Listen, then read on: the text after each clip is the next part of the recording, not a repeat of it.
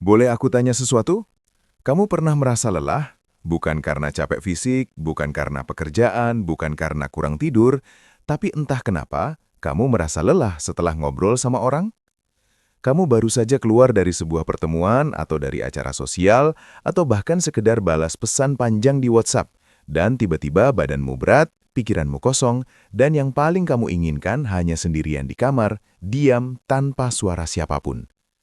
Kalau kamu pernah merasakan itu, video ini untukmu. Karena hari ini kita tidak akan bicara soal depresi, kita tidak akan bicara soal gangguan mental, kita akan bicara soal sesuatu yang jauh lebih halus, lebih tersembunyi, dan justru karena itu lebih sering diabaikan. Kita akan bicara soal tanda-tanda psikologis bahwa kamu bukan bosan dengan hidupmu, tapi kamu bosan dengan energi orang-orang di sekitarmu. Dan ini sangat berbeda. Banyak orang salah mendiagnosis diri sendiri. Mereka pikir mereka tidak bahagia. Mereka pikir hidup mereka membosankan. Mereka pikir ada yang salah dengan diri mereka. Padahal yang sebenarnya terjadi adalah sesuatu yang jauh lebih sederhana, tapi juga jauh lebih dalam secara psikologis. Jadi sebelum kita lanjut, aku mau kamu lakukan satu hal kecil. Tulis di kolom komentar. Apakah kamu pernah merasa lebih bertenaga saat sendirian dibandingkan saat bersama banyak orang? Cukup tulis ya atau tidak. Itu saja. Karena jawabanmu mungkin akan mengejutkan kamu sendiri setelah menonton video ini sampai selesai. Oke, sekarang kita mulai. Tanda pertama adalah kamu merasa terkuras setelah berinteraksi sosial, bahkan dengan orang-orang yang kamu sayangi. Ini bukan tentang tidak mencintai mereka, ini bukan tentang tidak peduli. Tapi setiap kali kamu selesai berbicara panjang dengan seseorang, ada sesuatu dalam dirimu yang terasa habis. Seperti baterai yang terkuras, seperti kamu baru berlari padahal kamu hanya duduk dan ngobrol. Dalam psikologi, ini berkaitan erat dengan konsep yang disebut introversion dan sensory processing sensitivity. Penelitian dari psikolog Elaine Aron menunjukkan bahwa sekitar 15 hingga 20% manusia memiliki sistem syaraf yang memproses stimulasi sosial jauh lebih dalam dibandingkan rata-rata orang. Artinya, setiap percakapan bagi mereka bukan sekedar pertukaran kata, tapi proses kognitif yang sangat mendalam. Mereka memperhatikan nada suara, memilih kata dengan hati-hati, merasakan emosi orang lain, dan memproses semua itu secara bersamaan. Itu melelahkan, dan itu normal. Jadi kalau kamu merasa kelelahan setelah bersosialisasi, itu bukan tanda kamu membenci orang. Itu tanda otakmu bekerja terlalu keras ketika berinteraksi. Reframe-nya adalah ini. Kamu bukan antisosial, kamu hanya sangat sadar sosial, dan kesadaran itu ada harganya.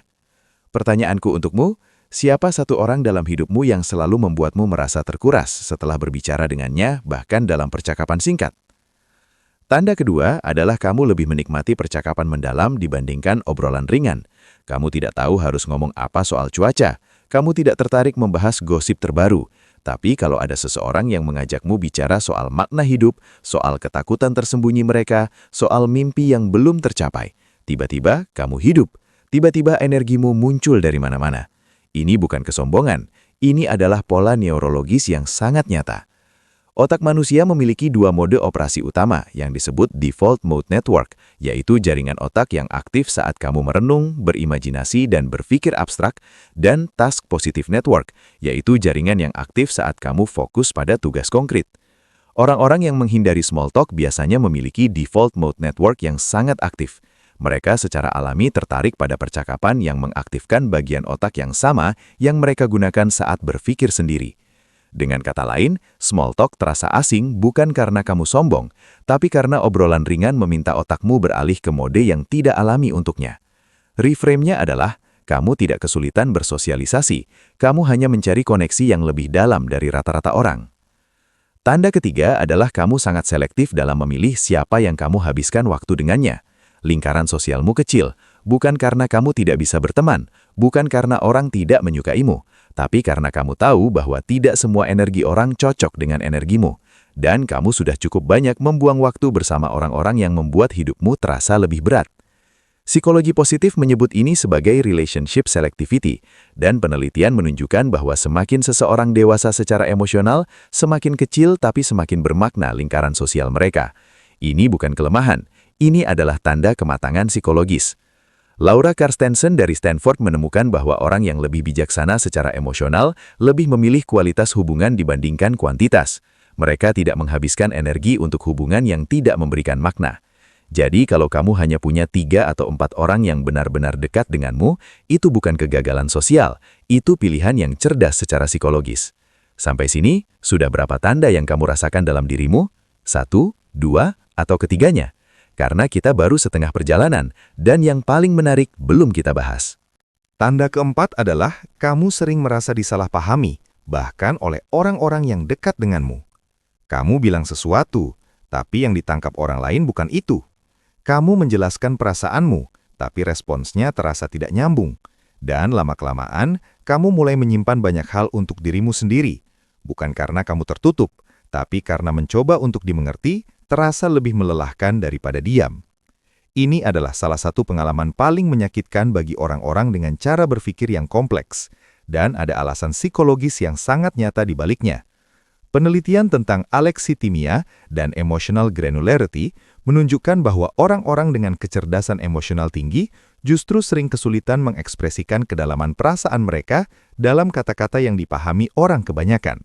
Mereka merasakan terlalu banyak sekaligus, nuansanya terlalu halus, dan bahasa sehari-hari sering tidak cukup untuk menangkap semua itu.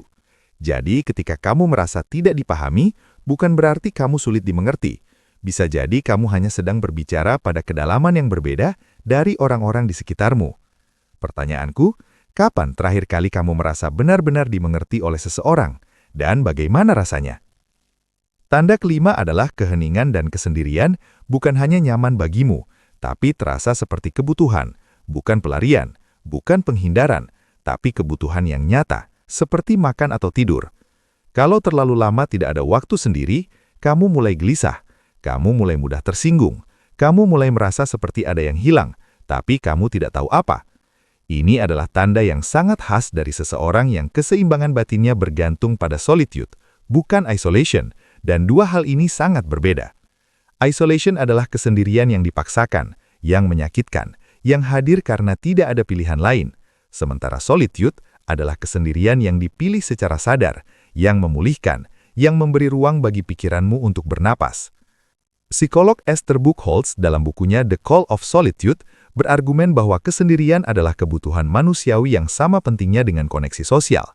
Sayangnya, masyarakat kita terlalu sering menyamakan kesendirian dengan kesepian, padahal keduanya adalah pengalaman yang fundamentally berbeda. Kalau kamu butuh waktu sendiri untuk mengisi ulang energimu, itu bukan kelemahan karakter. Itu adalah cara otakmu memproses dunia, dan itu harus dihormati, bukan disalahkan. Aku mau menambahkan satu hal penting di sini, karena ada sesuatu yang hampir tidak pernah dibicarakan tentang pola-pola ini. Orang-orang yang mengalami 5 tanda ini biasanya bukan orang yang membenci kehidupan. Justru sebaliknya, mereka adalah orang-orang yang merasakan hidup sangat intens. Mereka terlalu hidup untuk bisa pura-pura menikmati percakapan dangkal. Mereka terlalu sadar untuk bisa berpura-pura nyaman di situasi yang tidak otentik.